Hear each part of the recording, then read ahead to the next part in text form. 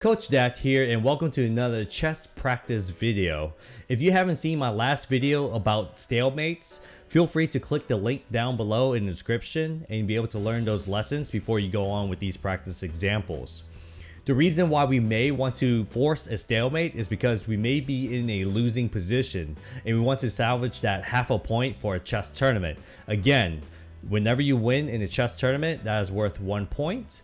Whenever you draw or create a stalemate, that is worth half a point. And of course, if you lose, that's worth 0 points for you. In this video, we're going to focus on practicing and learning our pattern recognition, or be able to see if we have a keen eye for finding stalemates. So feel free to practice along with me. Set up this board in front of you. Anytime you see these numbers right here on the top right hand side, you can press the space bar or press the pause button in order to set up your board, and then you can feel free to answer it alongside with me. After you're done, you can press play in the video for the answers to show up right after the 10 seconds are up. For those who want to know what kind of boards I use to teach in person, you'll be able to click the links down below. Feel free to click it. It helps support the channel, and your support is greatly appreciated. And I appreciate everyone for being here. In this example right here, what we have is white is down with a 2-pawn deficit nearing the end game right now. And of course, black has a runaway pawn that can go up for promotion and eventually checkmate white's king right here on h1. So white has to be able to find a solution. Does white have an alternative to be able to salvage this position? Can you find the best move for white?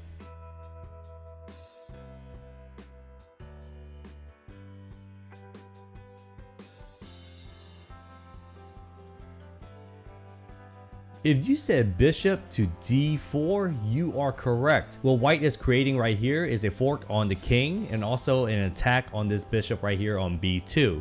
Now black has to respond to this, and unfortunately this bishop cannot just run away because black has to do something to make sure that this king is no longer in check. Black's best move right now is to capture this bishop right here, or else white will be able to have a free bishop to be able to run anywhere on the board and then stop these pawns from progressing up forward anymore. Now since black captured that bishop, guess what? Black is then covering these squares right here, whereas this pawn is covering this square. White's king is not in check, but however does not have any more legal moves left to play. And therefore white was able to save this position and get the half a point by playing that bishop to d4 move. What a great move to save the game in this position. In this example, black is up 2 pawns and is trying to go for that quick win, being able to move its pawn up forward like this. In this example, what black does is move b2. And of course, white is going to capture with the rook right here to prevent this black pawn from promoting right here on b1. What black does next is to respond with a skewer right here, being able to check this king and also checking this rook. Do you think this sequence of moves was the best move for black? And if not, or if so, what do you think is the best move for white in this position?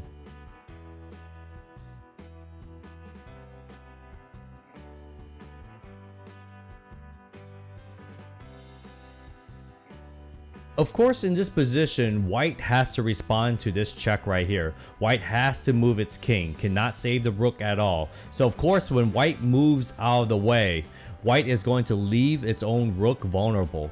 However, white could salvage a half a point in this game. White replies back with a brilliant king to f3. As we can see here, if the king moves over here to f3, we see that white's rook can be captured right here. And after the capture, we see that this is a draw game. Now white has no squares to move to. This pawn is covering these 2 squares, preventing the king from coming here. This king's preventing these 2 squares, preventing the king from moving here. And of course, this rook is covering this entire rank. This king right now is not in check. Therefore, it cannot move to any of the squares that is currently around him in this position.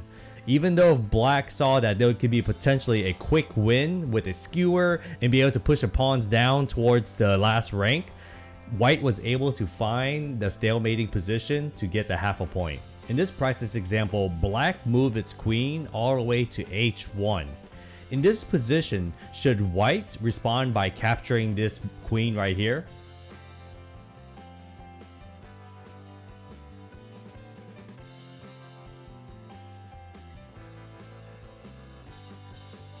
If you said no, you are absolutely correct, because this is what happens if white decides to capture. If white captures this queen right here, black's only move is to be able to move this piece right here and be able to get another queen right here off the board. And black will be able to check this king, and this king has to respond by going up to h1. And of course, black is going to respond by moving all the way to h1 again. Black's going to either decide to capture it again, but he does not want to capture it. If white decides to capture it, and when it comes to black's turn, black is now surrounded by all these pieces and is going to get the stalemate. And even if white responds in this situation to even just run away right here to g3, black could come here to h3 and to continually check this king, even though if it doesn't want to capture this queen right here on f3, because no matter what, black is going to find a way to continue to check the king, even though if white doesn't want to capture it, because the moment white captures the last piece is going to be a stalemate. Now this will be the correct move for white in this situation right here.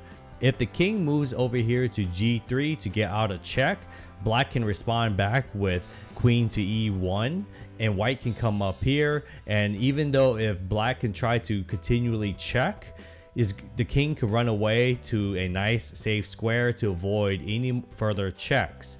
And doesn't matter what move black decides to play next, even though if it tries to sacrifice a pawn and get this queen captured, even though if white captures back, black still is able to move a piece. So it's not a draw or stalemate position, because black still has a piece that can still move. Therefore, in this position, you are correct if you said white can still win the game by just simply running away to a very safe area to avoid all the checks from the queen, and then eventually come in for the checkmating position on black's king up here. In this practice example, black is up a rook and couple of pawns and has a clear advantage to winning the game. Now black's idea was to come here to checkmate white's king here on h3. However, white has a queen that's covering that square, preventing that checkmate. So what black decided to do in this position is move over here to g5. Now was this a mistake for black? What is white's next best move?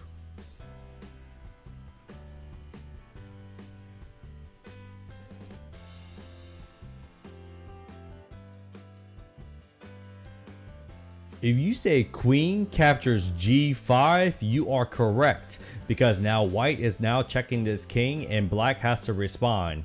Black responds by capturing this queen, not letting that queen get away with that big capture right there, and this is now a stalemate.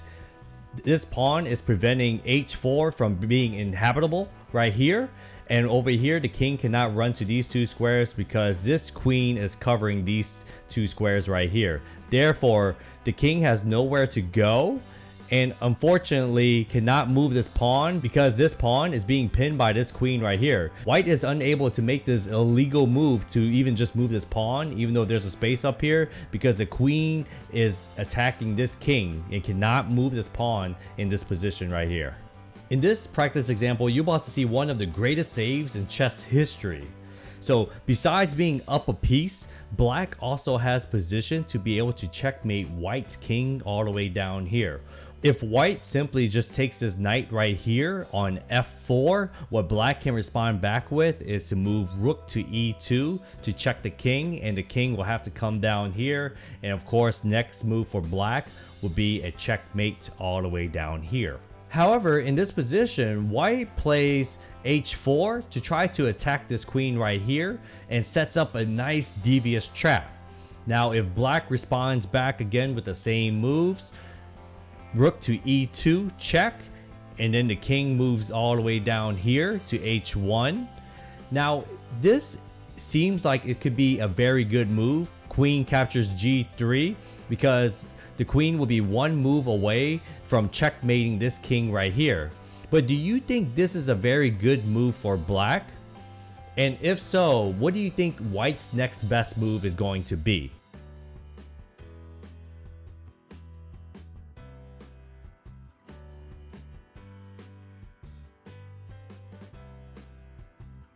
If you said queen to g8, you are correct. Now there are a couple of moves that black can play. Black can attempt to try to run away right here, but this is going to be a very bad position for black's king. Now that doesn't happen in the actual game. What happened was the king captures g8, and now white is in a, it seems like white is in a very bad position. Now you just lost another queen. But what white set up to do was try to jettison its pieces off the board, trying to eliminate all the pieces that can move around on the board to try to create this stalemate. So now in this position, white replies back with rook takes g7, creating this check, and of course creating a fork right here on black's queen. If black decides to take this rook right here with either the queen is still covering these squares. White's king cannot have any legal moves and cannot move anywhere, but is not even in check, so therefore it's a stalemate. If black decides to take with the king as well, is going to be a very similar position where white will not have any legal moves and will be able to save its position. So knowing this, what black can try to do is try to just run away and not capture this rook, so that way white can still have its pieces on the board. However, white can still do this. White can create now a perpetual check. No matter what, black always has to move away. So even though if the king decides to run away, white will continue to create these checks, trying to edge this black king to capture this rook, because the moment that rook is captured, it's going to be a stalemate. But it's going to be a draw anyway, because white is going to create the repetition of moves on the chessboard, which then creates a draw in this particular chess game. For this last example, I'm just going to throw one in here that may or may not be related to a stalemate. I'm just going to see if you can even find the best move for white in this position. Can you find the best move?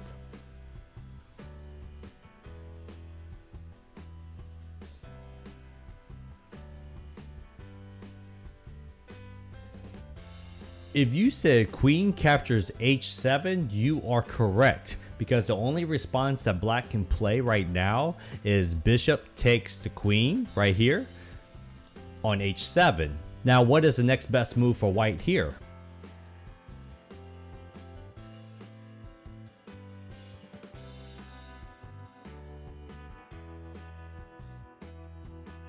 If you say knight to g6, you are correct, because this bishop cannot capture the knight over here on g6 because it cannot move out of this direct attack right here. This would be an illegal move. And also this king cannot run over to this square because this bishop is now guarding this square and then making sure that the king cannot run away. The king is now in check, the bishop is pinned, and the bishop over here on b3 is guarding the square. If you took the time to set up your chessboard and to follow along with these examples, and you continue to practice, your chess is going to get better. You being able to recognize all these different patterns is going to help you out in future games. I appreciate you very much for jumping by and being able to see everything that we're trying to do. We're trying to produce more videos in the future, and your guys' support has been amazing. Again, if you're trying to figure out like which chess equipment you want to use for yourself, feel free to check the links down below, or you can feel free to ask me questions about where you can get certain types of books, which ones will be able to teach you better, or you can continue to watch my videos as well. I'll be glad to continue answering questions that you may have. You guys' comments, suggestions, and recommendations have been very important for me. I only want to make this chess channel better for you all, so that way you continue to learn and get better within your chess. Feel free to share about all your stalemating opportunities that you've had in your chess games. Maybe you could type in the chess notations that can play out those moves and possibly create a chess video on it, and be able to really check out like really great examples that you guys made whenever you guys have played really great stalemating or checkmating moves. Other than that, good luck on your chess. We'll see you on the next video. You have a great day.